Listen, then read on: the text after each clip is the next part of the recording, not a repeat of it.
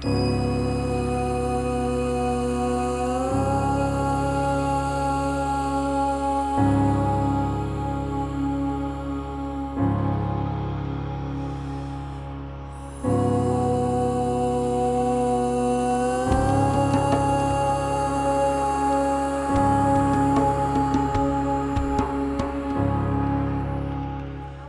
first about drop backs. So drop backs come after back bending, and traditionally you do your 3 back bends. The last one you stand up, you go back, stand up, so you stand up 3 times. So it's a little hard to get that without doing some kind of weird, awkward things, side coming up 1 arm at a time or something like this.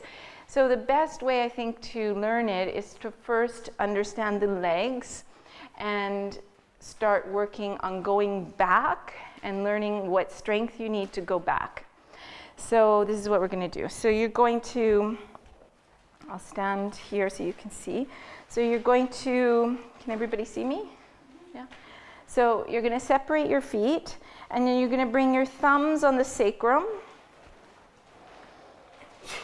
So you've got samastitihi legs, right? Your legs are strong, the feet are straight. The thumb on the sacrum is pushing down to make space between the S1 and L5.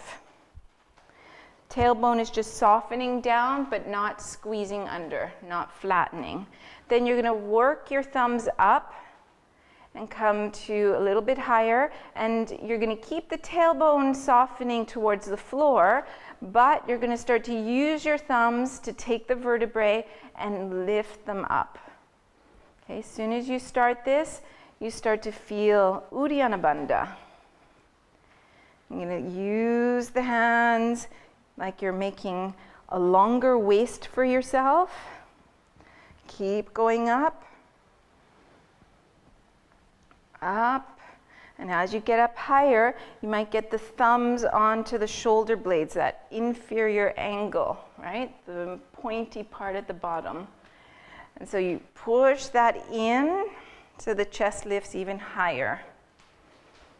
Okay. Now you shift the weight so that your hips are going a little bit forward, and there's a little bit more weight feeling like they're on the front of the feet. And you start to keep the chest lifted, start to go back, and then you're going to place the hands on the upper inner thighs. From there, you're going to walk the hands down the inner thighs, trying to keep the legs straight.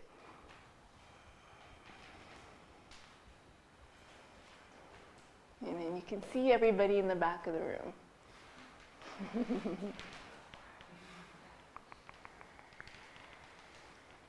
When you come up, you come from the bottom first. Not how I did, because I can't talk when my head's that way, but I didn't do it completely right.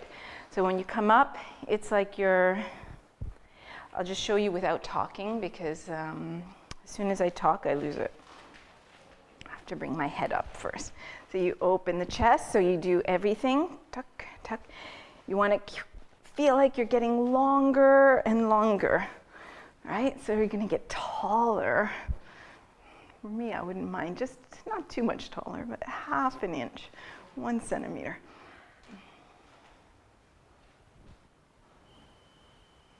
Walk. And then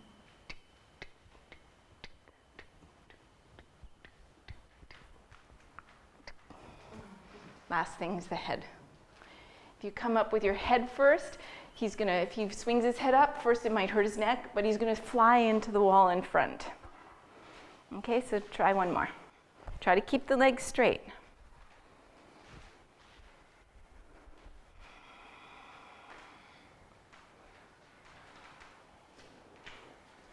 And make sure you can come up with control. So this is first step. So everybody can work on this, basically. There's something to work on, and it's going to help you with your back bending in general, and not to mention your strengthening in general. You don't need to be able to do these really super fancy drop backs.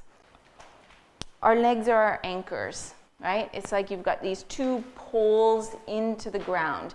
And as soon as you're going to lose your legs, then you're not going to have that strength to be able to come up. So then the next one, you're going to start the same. Da, da, da, da, da, da. All right. And I'm going to let my hips come forward and curling back. And then I could start to bend the knees. And then I'm going to bring my hands here. And right? And then okay, so see what you can do without falling. But the idea is to play with your, oh, I'm going to fall, I'm going to come up, right?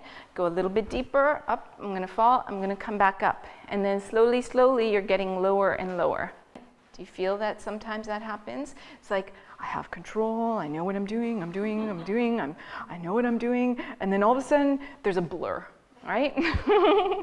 And this blur you want to get rid of, right? You want to, depending, if you're working with the fear and you're really close to, your fingers are very close to the floor, you have to go into the blur and drop. You know, you just have to have faith and let the hands go down at some point. You know, but if you're working on coming up, it's better, you know, you have to experiment because you can do that for a while, but it might not teach you to come up, okay? This will help you to learn to come up. And so you just play and see where you are, how far away you need to be from the wall. And you do the same thing and just pay attention to what I'm doing, okay? So I'm not landing on the wall, okay? Okay, so I'm going to go.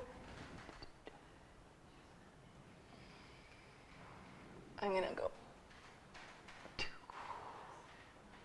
Whoops, I'm not supposed to do that. Okay, so you just go back. I'm going to go down, bend, maybe touch the wall, push myself up. Not doing.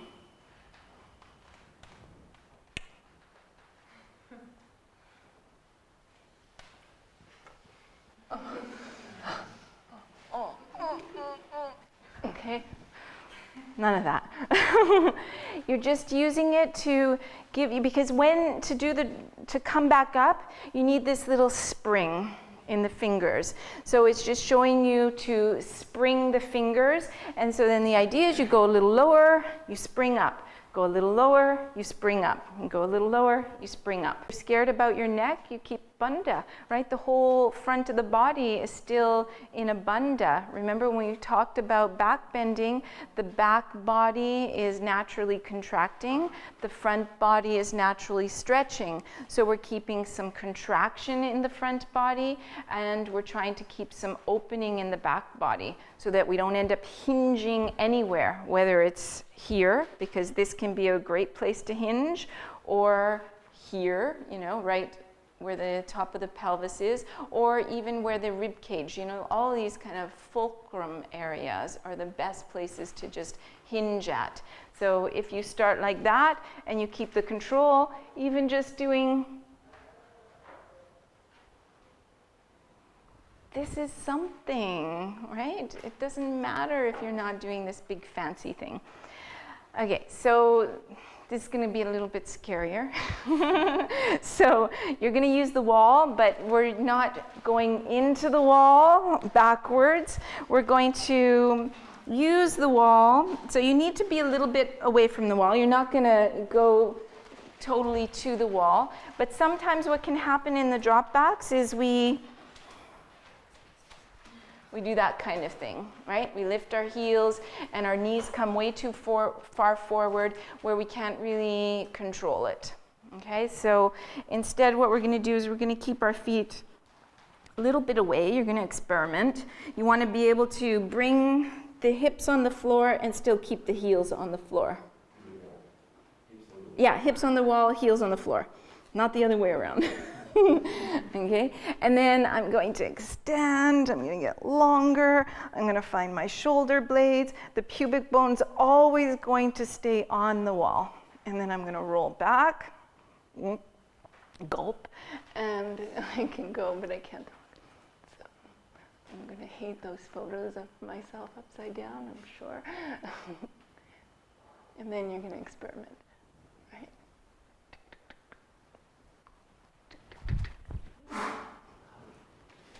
When you come up, you don't swing your arms up this way. You need to have some control over the arms. Either you bring them in front of your chest or alongside the body. But if you're doing a drop back and you come and you go, oh, it happens all the time, right? And then you're out of control and you're falling into the teacher, which is really embarrassing. I've fallen into the teacher and it's like, I didn't mean to hug you, right? So